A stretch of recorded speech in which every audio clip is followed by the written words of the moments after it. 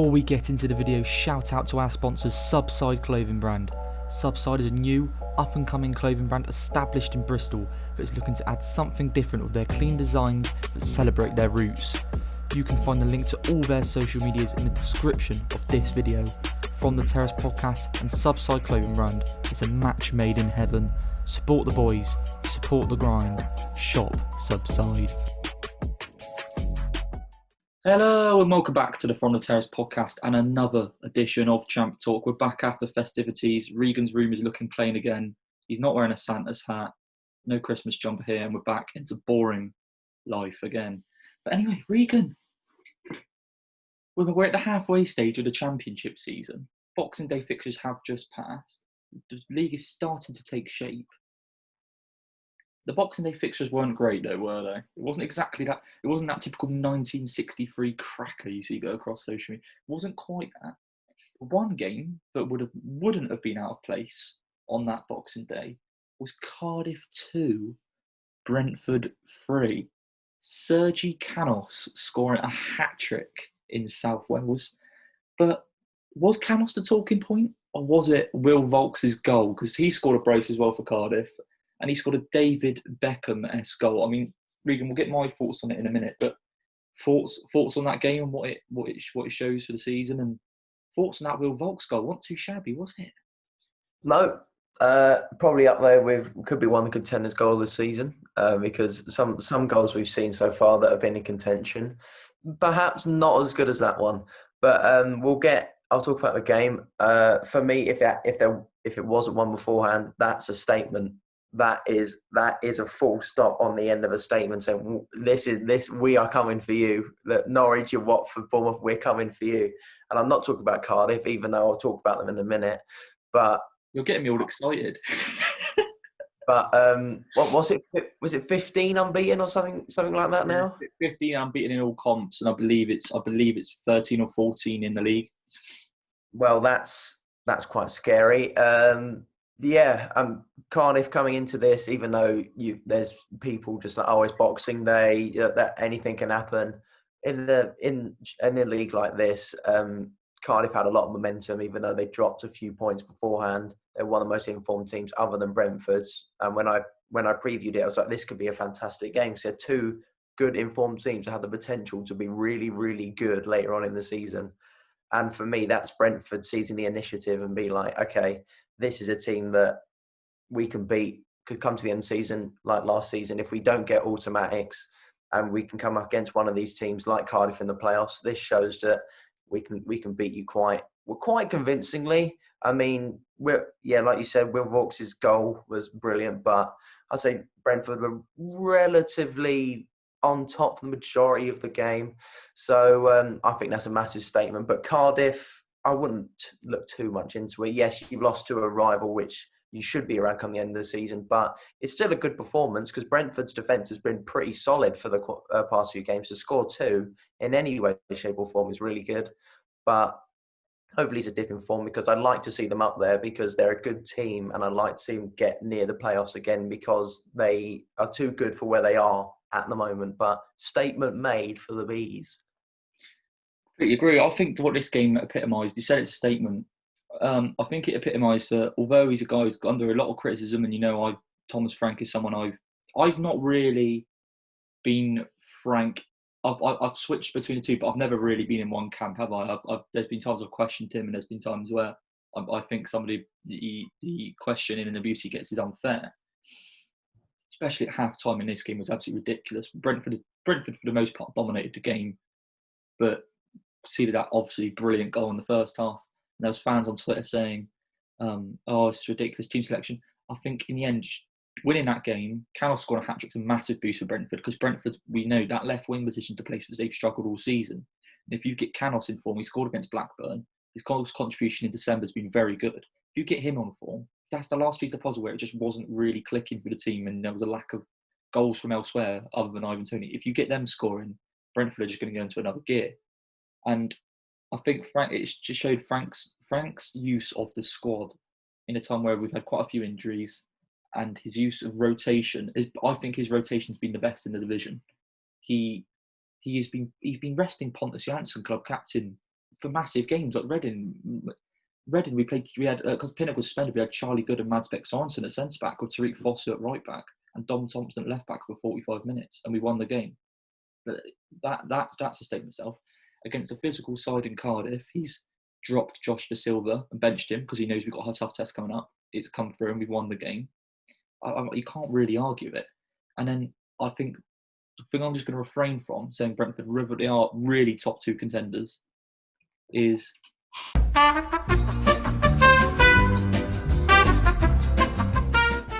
interrupted again, obviously. Yeah, not a top 2 side. The thing that will show whether we are a top 2 side is we've got the next couple of games of Bournemouth and Bristol City.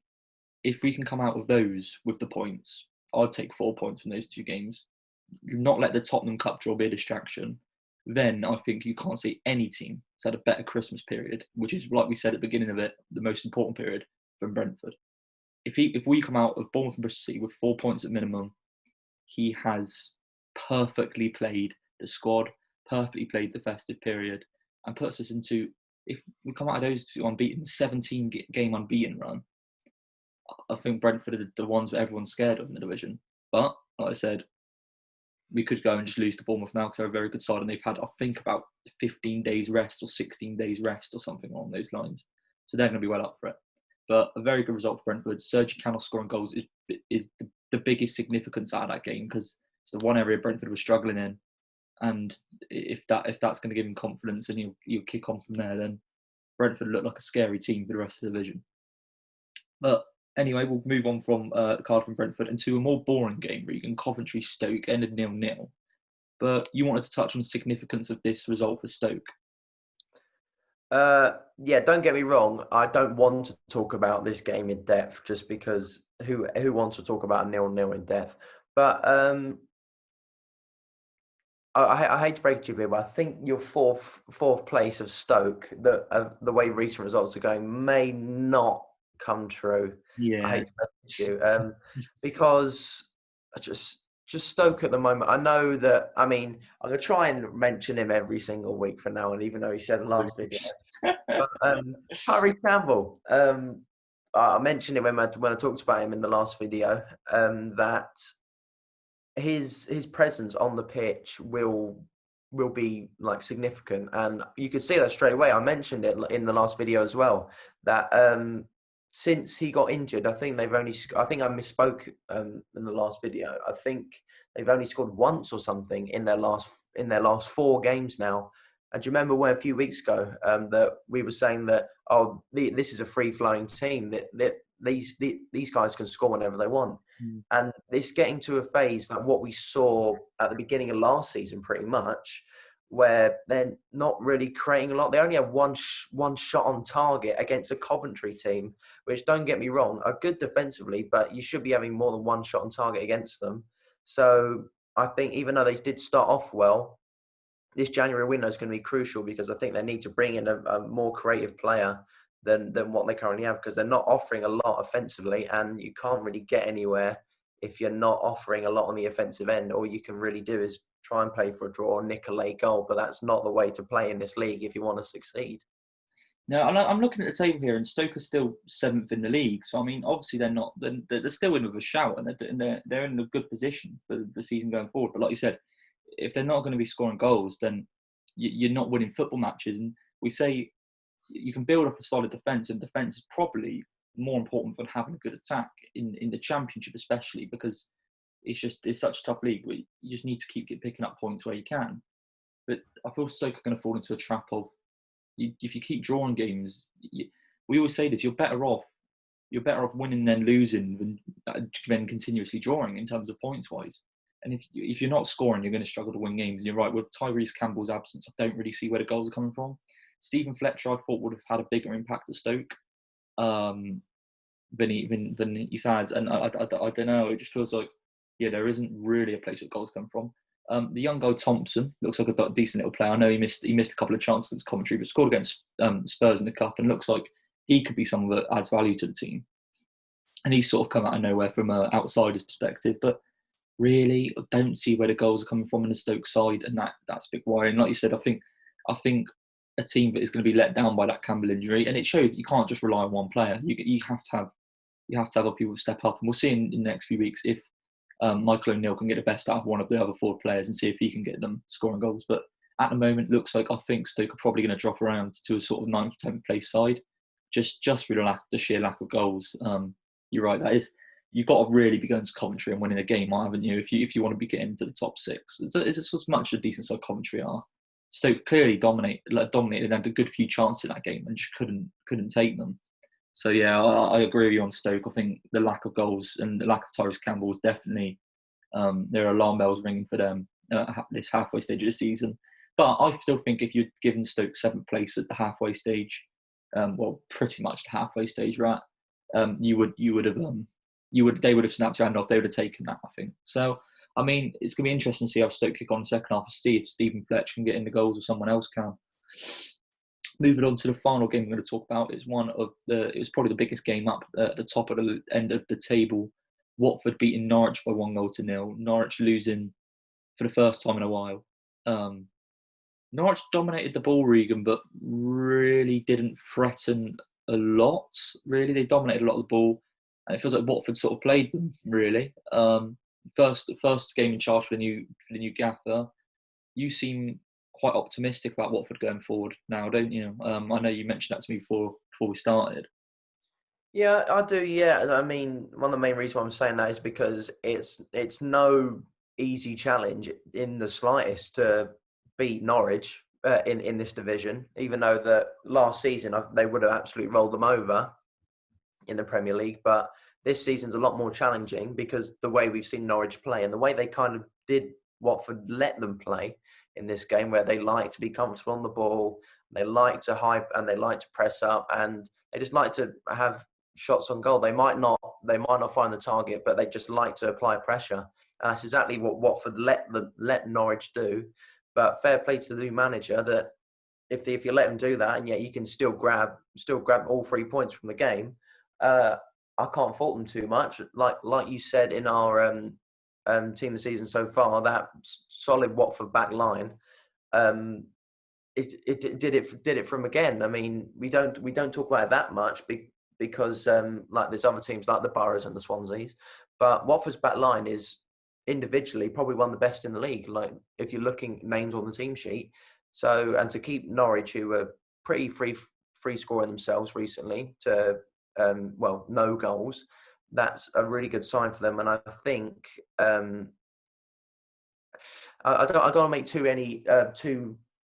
many predictions too quick, because this bloke's the new Watford boss has only been in the job for 6 days, so he could just be a one-off. But if they can keep this string of results together going through the new year and maybe into February, where some teams will begin to trail off, and you'll see some tired legs out there from week in, week out, some midweeks, etc.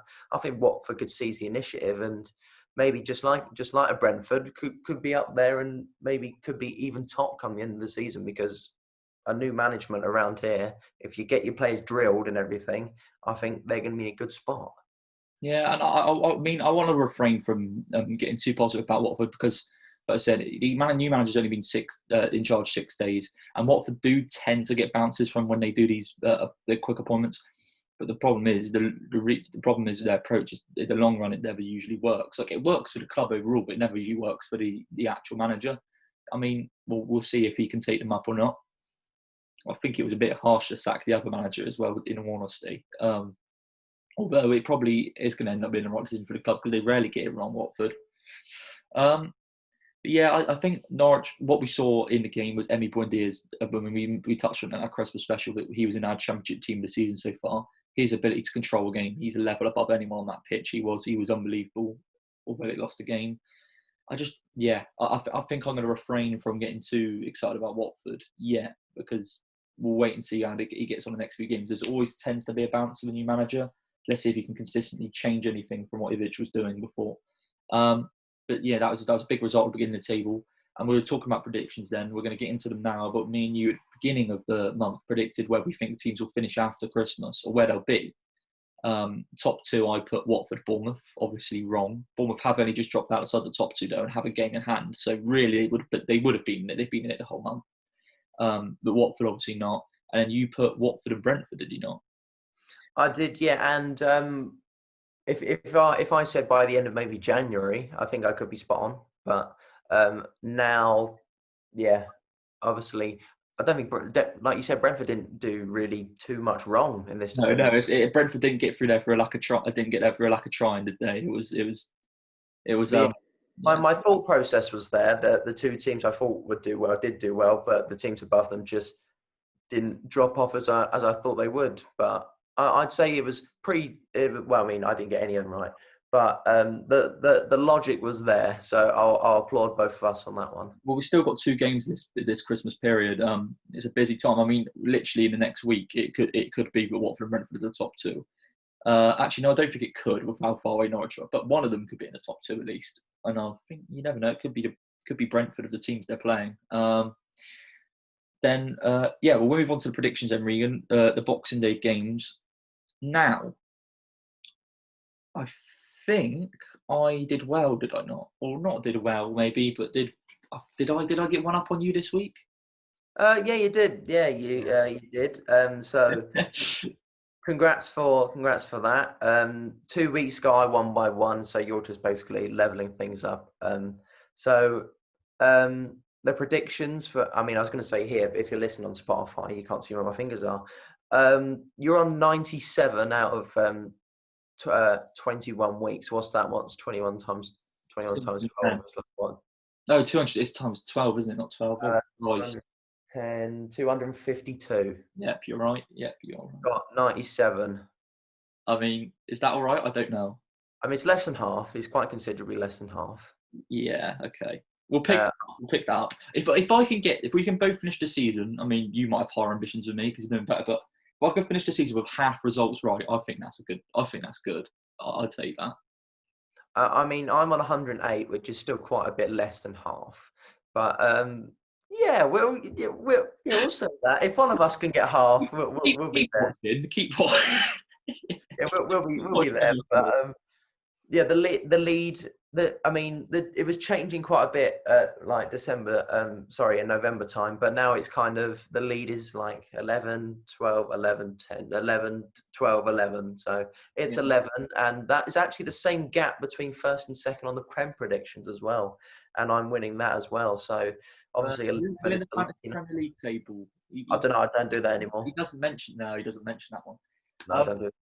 Anyway, we'll get into the predictions for the next set of games, the 29th and the 30th they're being played on, and these are the last games of 2020, a year that we'll be happy to see the end of. A year that's been successful on the pitch for some teams here, and less so for a lot of others. I think these two here that we're about to mention first, not so successful for them on the pitch. Birmingham versus Derby is the early kickoff on Tuesday. What are you going to say for that at St Andrews? Oh, I don't even know where to start. But you talk about any of them. Birmingham have been boring, but getting a couple of results. Derby have been joint as boring. They've managed to shut up shop and keep a lot of clean sheets, but 10 men for such a long period against Preston on Boxing Day and then losing late on, that's going to take some energy out of them, you'd have thought. Yeah, it is, and it's a very quick turnaround for. Well, it depends if Rooney wants to put out quite a lot of youngsters or goes for his experience. If he goes youngsters, I think that will be, for such a quick turnaround, it may not be best. But I'm going to have to say a draw on this one, because Birmingham are getting trounced recently, and they drew against Forest, and Wayne Rooney's derby. So I think it's going to be a draw. I'm going to back a Derby win. I very much think the draw is the logical choice, but you know what? Derby have been better recently, and they would have felt hard done by. They defended really well in that game against Preston, and they just got unlucky. And I know they'll be tired, but I think if they change around at the defence, if this game's going to be a low-scoring one, Derby are the better team with better players on the ball, in my opinion. So I think Derby, if any team will nick it, it will be them. We'll skip past Millwall Watford, as that has been postponed. Both teams were a little bit of a rest there. That'll probably be good stead for Watford to get in, so the manager can drill some stuff into them for the future. The next game is an equally as boring match. It's Sheffield Wednesday Middlesbrough at Hillsborough. Middlesbrough had Boxing Day off, so they'll be the more refreshed side. They have, yeah, and I think regardless of who, or if they did play Boxing Day, I think I'd back Middlesbrough all the same because they won their last three quite convincingly, including absolutely hammering Birmingham, which not many sides have done this season. Sheffield Wednesday have got, I think, 4 points from last two, something like that. I think they beat Coventry and then they drew. Who was it? Blackburn? Is it Blackburn? I think on Boxing Yeah, it was Day. Blackburn 1-1. Yeah, so, but, I mean, they're both doing well, but I think Neil Warnock's just got a bit more quality than Tony Pulis, so I'm going to say Middlesbrough. I agree with Middlesbrough. It's simple as Middlesbrough, a better team, more refreshed. It just feels like it's only going to go one way, really. Sheffield Wednesday winning games is not something they've done much of, so I'm definitely going to go for Middlesbrough on that one. The next one is Huddersfield Blackburn at Huddersfield. This is an interesting one. This one could be high scoring. You'd have thought. You think so, yeah, but look, I'm looking at the Blackburn now, and they're not really scoring as much. I mean, Adam Armstrong's had a little bit of a patch without a goal, hasn't he? yeah, but I mean, if you're as good as Adam Armstrong, that can change in an instant. Huddersfield, I mean, you predicted them to beat Barnsley, and I predicted Barnsley just because I didn't doubt Huddersfield. I just think that Barnsley Oakwell were a very difficult team to beat. For me, it feels very typical. Me and you, we do actually like Huddersfield, but as soon as Huddersfield start to lose a couple, we doubt them. We don't back them, and then they win again. So, they are a team who wins a few, loses a few. It definitely seems like that. Yeah, exactly. I mean, the recent results I've got here for Huddersfield show no consistency whatsoever. So it's very hard to actually know. Same with the Blackburn. So I can't predict it. So I'm gonna be logical here, and I'm gonna. No, no, I'm not. I am going to say. I don't know. I'm going to say Huddersfield because Huddersfield are actually very good at home in the last few games. I'm also going to back Huddersfield. I know I need to get some different results in there, but this is one that I think at home, what I'd use to describe both these sides is consistently inconsistent. That is what they are. Blackburn struggle for goals in terms of what their standards are recently. Wasn't inspiring against Sheffield Wednesday. I know Huddersfield haven't had the best results last couple of weeks either, but I don't know. Huddersfield always seem to bounce back when they've had a couple of setbacks. So I'm going to go for Huddersfield in that one. Luton, Bristol City at Kenilworth Road. Luton have not they've had a good season by their standards, but have not been amazing recently, have they at all? Bristol City have not been great recently either. They did win against Wycombe on Boxing Day, but they've been a bit inconsistent. It feels like Bristol City have been unlucky of injuries. Can you see Luton bouncing back in this game, or do you think City are just the better team who are going to win on the day?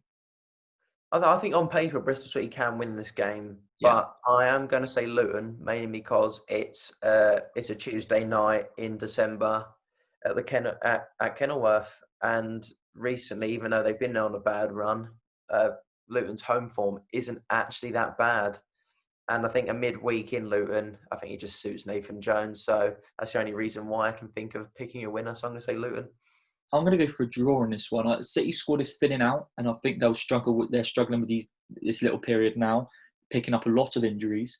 Luton haven't been in form, but like you said, they are. I think they're much better at home. Their away record is shambolic. So I think I'm going to go for a draw in this one. I think Bristol City will probably be the better side throughout the game, but just that lack of fitness and maybe lack of being able to bring loads of options off the bench, they won't quite have that edge to win the game. So I can see this being a low scoring draw between Luton and Bristol City.